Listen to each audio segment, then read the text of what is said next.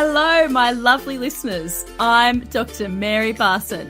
And I'm Dr. Lucy Burns. Welcome to this episode of Real Health and Weight Loss. Good morning, gorgeous ones. How are you today? I'm hoping that it's a beautiful Friday no matter where you are. And if you're not listening on a Friday, well, again, I hope it's a lovely day.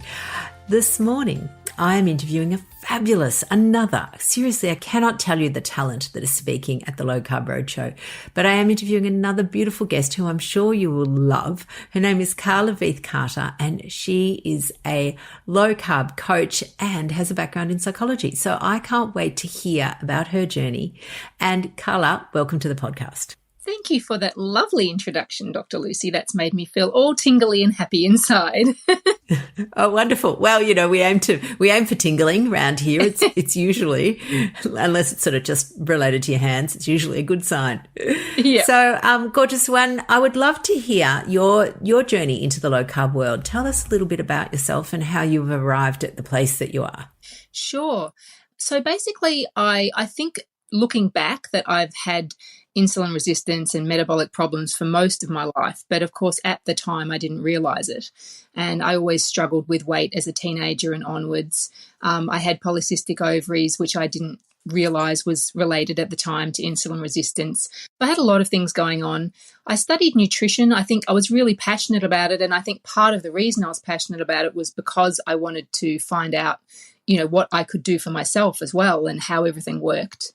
And the thing is that when you study nutrition, you know, you don't actually learn the really crucial things about metabolism that I wanted to know and understand. So it was later down the track that I actually discovered low carb. I actually got fibromyalgia, and I got to a weight that was really unhealthy, and I felt really horrible in my body. And I'd already tried sugar-free, and I was already aware that sugar wasn't good for you. But then as time went on, I started researching more into low carb and then eventually keto. And it was just absolutely revolutionary for me. Low carb was amazing, but keto was like low carb on steroids. It was just incredible. And I think that's because of the fibromyalgia. And that doesn't mean that it has to be for everyone, but certainly for me, it was something that made a massive difference to my life, and I'm functioning at levels beyond that I can even compare to, 5 years ago before I started this journey. Yeah, I think that's amazing. And I think that's it's a common story that we hear. And it's interesting. I mean, gosh, fibromyalgia in itself, that's a whole podcast, but the gaslighting from the medical community around people with fibromyalgia has just been horrendous. And I think that a lot of it is about, we didn't and probably still don't know the pathogenesis, which is just a fancy way for saying the cause of fibro. And so it just became this sort of, it's a bit hard. We don't know how to fix it. So we'll just call them the difficult patient. And then that sets up this whole roller coaster of people trying to get help and improve their lives. So, I hope that didn't happen to you, but maybe it did. Yeah. So actually the first time I ever heard the word fibromyalgia was in the neurologist's office. And I'd had a session, and as I was leaving, I was literally walking out the door, and he said, I could probably diagnose you with fibromyalgia, but what would be the point? And I walked out thinking, what on earth, And so anyway, 6 months later, I went back to the GP, nothing's improving. They sent me back to the same guy, and he did a whole bunch more tests. And then he said, well, okay, I'm going to give you the label, here you go, you've got fibromyalgia. And I said, okay, well, what does that mean? What can I do about it? And he said, oh, well, exercise is meant to help, and there's a medication you could take. I think it was Lyrica. And I said, look, I'm only going to take a medication if it's going to be life-changing. I'm not willing to take medication just because you think that's kind of something you should give me. Like, I want a solution. I want the root cause. And so he said, no, you know what? The medication's not really that great anyway. There's pretty much nothing you can do. Like, he just left me totally empty-handed with you're stuffed. There's nothing can do. So I just think that sort of situation is probably very common, and people are just left feeling that they have to fend for themselves and do their own research. Absolutely. And I think, again, there's many conditions that fall into this too hard basket, with fibromyalgia and chronic fatigue syndrome being another one. And what we're now realizing, of course, is that these are actually real, I'm using air quotes, which people won't be able to see because this is, audio, but real conditions, and they have real symptoms. And it's not just people, making stuff up. Like, that's just the thing that is very, very common in medicine, is when we don't have a solution, we don't understand it, we tend to just dump it back on the patient and say, well, there's nothing you can do about it. Here you go. And now we're realizing actually there's a whole heap of things you can do about it. And we're getting closer to understanding the reason. And, I think one of the themes that is going to be running through the Low Carb Roadshow, and certainly one of Dr. Mary's talks, is going to be about our mighty mitochondria. And we now realizing that, there are things we can do to improve mitochondrial function, which improve a lot of these conditions that, for which medicine had no answer. Absolutely. And I think as well, one of the reasons, and this is something I'm going to talk about when I'm talking about the differences between low carb and keto on the Low Carb Roadshow, is that with fibromyalgia, I think one of the reasons that I noticed such a big difference between low carb and keto was that ketones themselves are anti-inflammatory, and they can also help to dampen an overactive nervous system. So, those two things, they sort of, using your analogy of the fat being the logs on the fire, I feel like when you add ketones, it's almost like someone's breathing oxygen onto the fire, and the ketone, and the fire goes even brighter. And for someone like me, that's really important. Oh, absolutely. And in fact, we did a little extension just a couple of weeks ago on one of the podcast episodes where we talked about improving mitochondrial function is like cleaning out your fireplace. So if you never clean it out and the mitochondria are full of soot, they can't function properly. And when you clean it out and improve your mitochondrial function, then your fuel will burn properly, which burning fuel is what gives you your energy, which makes you feel good. Absolutely. And one of the biggest changes for me has been energy. I mean, I used to feel like my legs were like lead, like I could hardly, lift them up to walk, like I just felt like so drained. And the difference is unbelievable, like I've sort of gone from barely functioning to, really able to run a business and look after kids, including one with a disability, and, all the other things that come with life, and, and manage to do it and still, get sleep and function relatively well. Yeah, which I love. So how did you find low carb then? So you'd been in this neurologist's office who basically said, yeah, see ya, nothing we can do. Your brain's interpreted that as I'm stuffed. Now what? So then what did you do? Well, to be honest, I didn't find low carb because of my fibromyalgia. It was I actually just got to a point where I was so uncomfortable in my body that I really wanted to lose weight. That was actually my top goal at that point, even though, I kind of had given up a bit. I kind of had sort of thought, well, God, if the doctor doesn't have any answers, then, I'm not sure, what can I do? So, but one thing I can do is lose weight, and that will make me feel better. So because I had been already sugar-free for many years, once you start reading the literature about sugar-free, because sugar is obviously carbohydrates, you then kind of end up reading about low carb as an extension of that. So I sort of had done a bit of reading about that as a weight loss tool. And so I really felt strongly that was going to work for me. Like I felt sort of more hope than I had for a while, because as you go through your life doing whole low fat, low calorie stuff, and it's all a whole roller coaster and it's terrible, and you think you're never going to keep it off. But once I kind of read about low carb, I really felt that really gelled with me. So I took it very, very seriously, and not just from what I ate, but also from a psychological perspective. I really set myself up. I wrote letters to myself about what I was going to achieve and how I was going to do it and how I was going to reward myself, and what would it look like if I was succeeding, and what would it look like if I needed help, and what would that help be? And, really, and I meditated constantly, and I just did a whole lot of mind work as well. And so once I kind of got into that low carb, my other symptoms did definitely improve. But then, of course, once you get into low carb, then, you know, when you're looking online or you're reading articles or whatever, then you end up looking at keto, because that's kind of the next sort of step. So I sort of went sugar-free, low carb keto. And then the more I read about keto, the more I started thinking, wow, now this is where it could really make my fibro, you know, go to the next stage of remission, I guess. I don't feel like I'm cured. I'm certainly not. I have my moments, but, you know, certainly the reading I did kind of made me think, okay, well, maybe that's worth it for me to kind of step it up.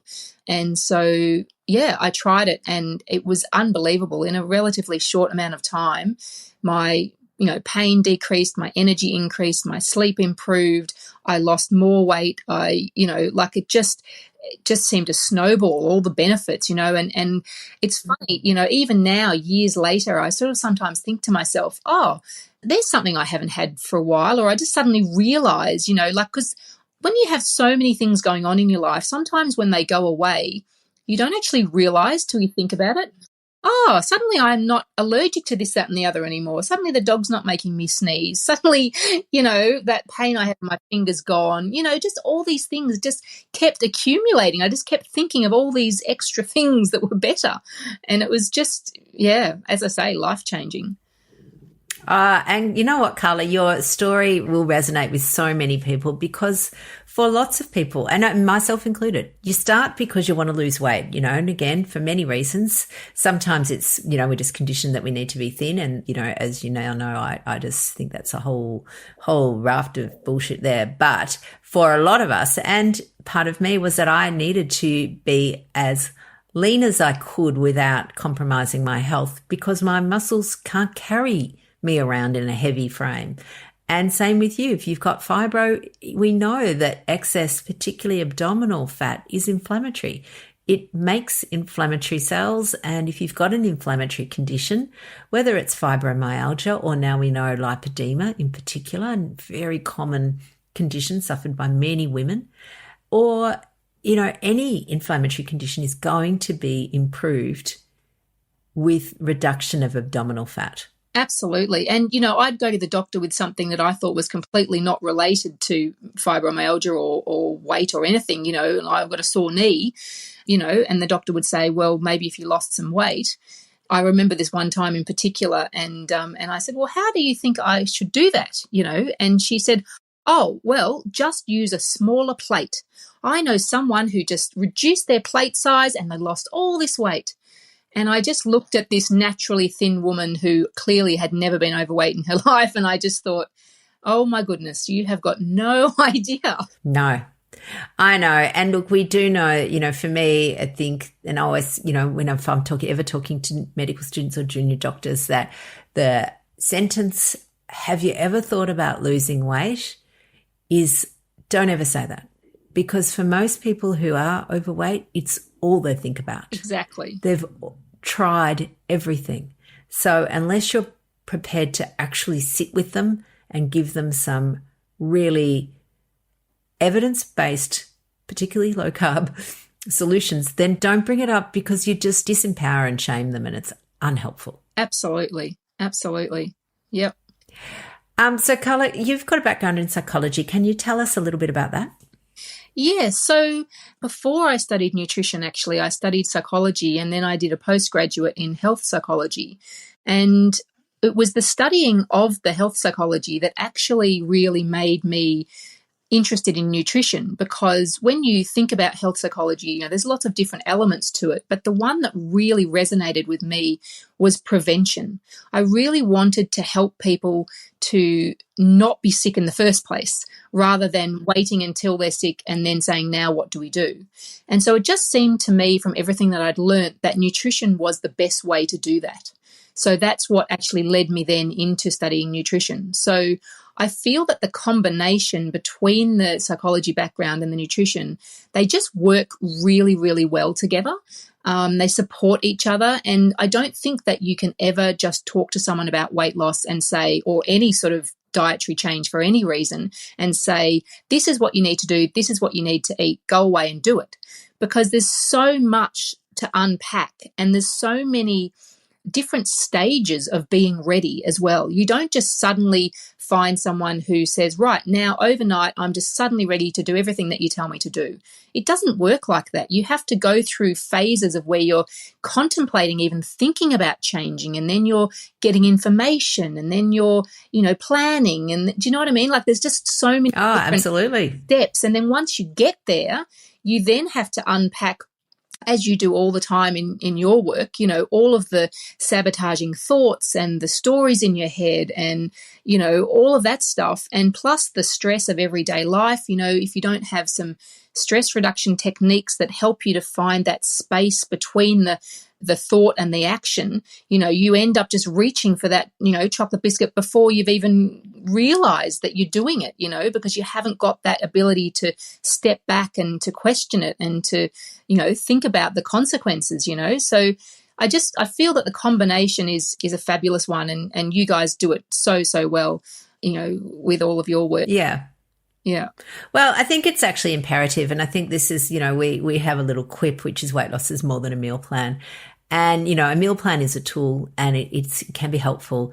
But if that's your only tool, it's never going to work. And again, it's not our fault that this is, that's what we've been taught. Lots of us, you probably, me, certainly, plenty of our listeners have gone to Weight Watchers or done Jenny Craig or Light and Easy, and that is the main tool. It's a meal plan, whether it's prescriptive, you will eat this, or whether it's points, it's all the same. You're either on it or you're off it. Yeah. It's that mindset of all or nothing. And that was something, I was the queen of all or nothing. And that's something that I really learnt on this journey as well, is that you really have to question that. And the analogy that I like to use is that, when you get to the point that you just say, oh, stuff it, I've eaten one biscuit, I may as well eat the whole packet. And I think to yourself, you imagine if you dig yourself a small hole, it's relatively easy to fill in. If you dig yourself a big hole, it's a lot harder to fill in. And that's the difference between one biscuit and a whole packet. If you have one and you say, okay, I'm drawing a line in the sand, I've had one, wasn't on my plan, but it's not the end of the world, I'm just going to keep going, then really it's the tiniest blip that you don't even really need to think about. But if you eat the whole packet, then you've got all of these, self-sabotaging thoughts in your head, and it roller coasters into this, snowball effect where more often than not you say, well, I've eaten the whole packet now, there's the day gone, there's the week gone, there's the month gone, and before you know it, you just completely... You're waiting for New Year so you can start on January the 1st. Exactly. Yeah. And you know what, though? Again, we've been encouraged to do that. That's, the memes that are all around. They weren't called memes in those days. I don't know what they're called. Little cartoons of, eat, drink and be merry, for tomorrow we diet. Yeah. And, yes. This idea that you're going to go on a diet on Monday, so you've got to quickly eat everything that you're going to miss out on in that diet on Saturday and Sunday. And it's... Yep. So you're digging your big hole. It takes a lot longer to fill it in. Yep. Absolutely. We call it filling up your garage. So we have this story that if you're planning to clean out your garage on Monday, you don't go around to all your neighbours and ask for all their junk and fill it up on the weekend so that you can then spend double or triple the amount of time to empty it. Absolutely. And I think, there's also, physiological ramifications as well, especially if you're low carb or keto. If you just have one biscuit, you could just go for a long walk and, probably burn most of that glucose and it's not really going to affect you. But if you have the whole packet, then suddenly, you're out of ketosis and, your cravings come back and you've replenished all your glycogen and, it's a massive physiological impact, not just psychological. Completely agree. Could not agree more. Oh, Carla, I'm excited for your talk. I reckon it's going to be a ripper on, which is, for those of our listeners, Carla is speaking at Low Carb Hobart. We have superstars speaking there with both Gary and Belinda Fetke, as well as Peter Bruckner. Yes, I'm excited for that. Yeah, and Dr. Lizzie Elliott, who's a low carb practitioner down that way. It is going to be a ripper. So even if you don't live in Hobart, I would highly encourage people to consider making the trek down, because it is going to be a super event. Now, Carla, if people wanted to connect with you, where do they find you? So probably my main form of social media is Instagram, and I'm at keto_by_design. You can also email me at carla@ketobydesign.com.au. I am on Facebook, but to be honest, I'm not really that active on it. I do have a website as well, which is just ketobydesign.com.au. But probably the best way is Instagram, because that's kind of that's my happy spot. I really enjoy Instagram, and it's kind of ironic because I only ever got on Instagram because I had a blog, and everyone said, well, no one's going to know anything about your blog unless you're on social media. So I went on Instagram, then fell in love with Instagram, and then the blog went by the wayside, and now I just on Instagram. Just do Instagram. And we'll have all the notes in the show notes for this episode, but it's keto_by_design. And yes, please go follow Carla. She has wonderful posts and is, again, another low-carb gem. So very, very happy.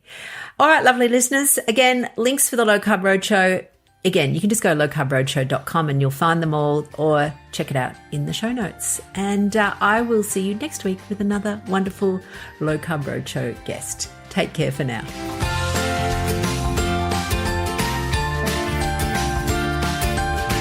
So, my lovely listeners, that ends this episode of Real Health and Weight Loss. I'm Dr. Lucy Burns. And I'm Dr. Mary Barson. We're from Real Life Medicine. To contact us, please visit rlmedicine.com. And until next time, thanks for listening. The information shared on the Real Health and Weight Loss podcast, including show notes and links, provides general information only. It is not a substitute, nor is it intended to provide individualized medical advice, diagnosis, or treatment, nor can it be construed as such. Please consult your doctor for any medical concerns.